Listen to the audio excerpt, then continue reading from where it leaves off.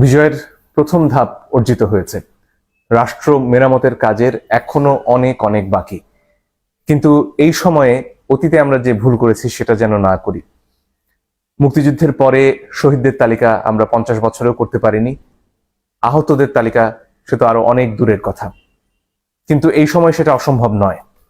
শহীদদের তালিকা করা শুরু হয়েছে, কিন্তু সেখানে ছাত্রদের ব্যাপারে যতটা বিস্তারিত এসেছে, তার পাশাপাশি সাধারণ মানুষ, একেবারে গরিব মানুষ যারা ছাত্রদের পাশে কাঁধে কাঁধ মিলিয়ে নেমে এসেছিলেন, তাদের কথা আমরা মনে রাখতে কতটুকু পেরেছি সে প্রশ্ন হয়তো আছে। কিন্তু দেরি হয়ে যায়নি এখনো। আমাদের খুব দ্রুত প্রয়োজন যারা শহীদ হয়েছেন, এমন অনেক মানুষ আছেন যাদের সাথে হয়তো ছাত্রদের সরাসরি যোগাযোগ নেই, একেবারে আলাদাভাবে স্রেফ ছাত্রদের মৃত্যু দেখে অনুপ্রাণিত হয়ে তারা লড়াই করতে নেমে এসেছেন মাঠে। এদের কথা মনে রাখতে হবে, এদের কথা ভুলে গেলে চলবে না। এদের মধ্যে রিকশাওয়ালা রয়েছেন, সাধারণ শ্রমিক রয়েছেন, যারা ভ্যানে সবজি বিক্রি করতেন তারা রয়েছেন। এরা বস্তিতে থাকেন, এদের সবার কাছে ইন্টারনেটওয়ালা মোবাইল ফোন, স্মার্টফোন নেই। এদের মধ্যে যারা শহীদ হয়েছেন তাদের তালিকা যত দ্রুত সম্ভব এলাকা ভিত্তিক করা প্রয়োজন। আরো একটা কাজ খুবই প্রয়োজন এই মুহূর্তে, সেটা হচ্ছে যারা আহত হয়েছেন এবং যাদের চিকিৎসা প্রয়োজন। এমন অনেকে রয়েছেন যাদের চিকিৎসা করার মতন সামর্থ্য রয়েছে, তারা হাসপাতালে যেতে পারছেন, এদের মধ্যে ছাত্ররা রয়েছেন। কিন্তু এর বাইরে যারা সাধারণ মানুষ, যারা বস্তিতে থাকেন, তারা হয়তো তার ঘরে আহত হয়ে অসুস্থ অবস্থায় পড়ে রয়েছেন, তার খবর আমরা এখনো জানতে পারছি না। আমি আহ্বান জানাচ্ছি যারা ছাত্ররা এই আন্দোলনের নেতৃত্ব দিয়েছেন, যারা অত্যন্ত চমৎকারভাবে এখনো অনেক জায়গাতে ট্রাফিক সামলাচ্ছেন, ঢাকা আজকে একটা সুশৃঙ্খল শহর, তাদেরকে আহ্বান জানাবো, আপনাদের আরো কাজ রয়ে গেছে। এই আহতদের খুঁজে বের করতে হবে, তাদের পাশে দাঁড়াতে হবে। তবে এই কাজ শুধু আমাদের ছাত্রছাত্রীদের নয়, এই কাজ এলাকার সবার। আপনার এলাকায় বস্তিগুলোতে গিয়ে দেখতে হবে সেখানে কারা আহত রয়েছেন, তাদের কি সাহায্যের প্রয়োজন। সাহায্য আপনারা একা করতে পারবেন না, তার জন্য সবাইকে এগিয়ে আসতে হবে। এবং অনেক জায়গা থেকে, দেশ বিদেশ থেকে মানুষরা সাহায্যের জন্য, অর্থ সাহায্য করতে এগিয়ে আসতে চাইছেন। কিন্তু তারা কিভাবে এই টাকা পৌঁছবেন, তার জন্য যেমন একটা কেন্দ্রীয় ব্যবস্থা প্রয়োজন, স্থানীয় ব্যবস্থাও করা যেতে পারে।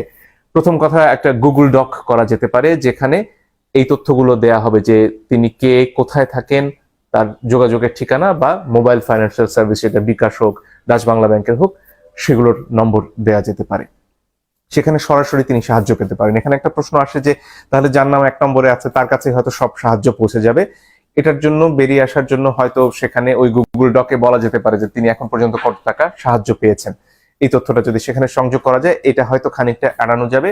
এছাড়া যারা ওয়েব ডেভেলপ করেন তাদের পক্ষে একটা ওয়েবসাইট তৈরি করা সম্ভব, যেখানে আসলে এই যে কার নাম আগে আসবে, কার নাম পরে আসবে, এটা নিয়ন্ত্রণ করা সম্ভব, যাতে সুষ্ঠুভাবে এই সাহায্যটা সবার কাছে পৌঁছানো সম্ভব হয়।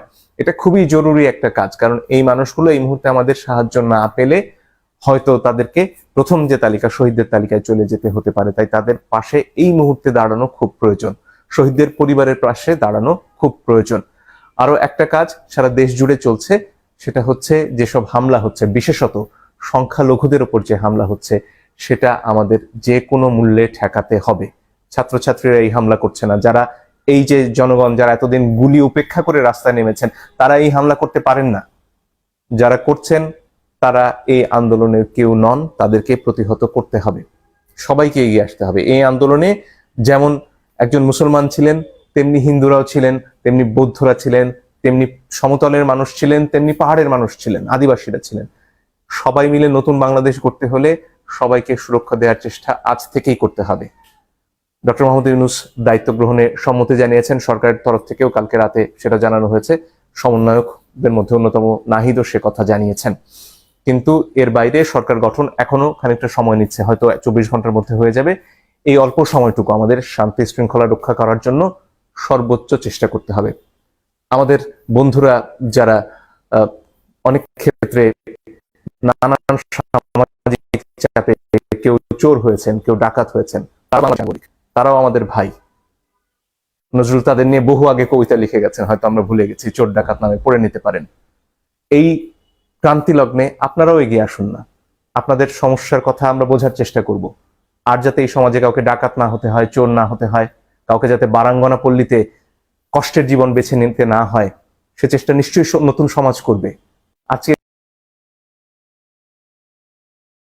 যারা অনেক চাপে পড়ে আজকে চুরির পেশায় চলে গেছেন, কেউ পকেট মেরেছেন, হয়তো অনেক ক্ষেত্রে গণধোলাই খেতে হয়েছে আপনাদের।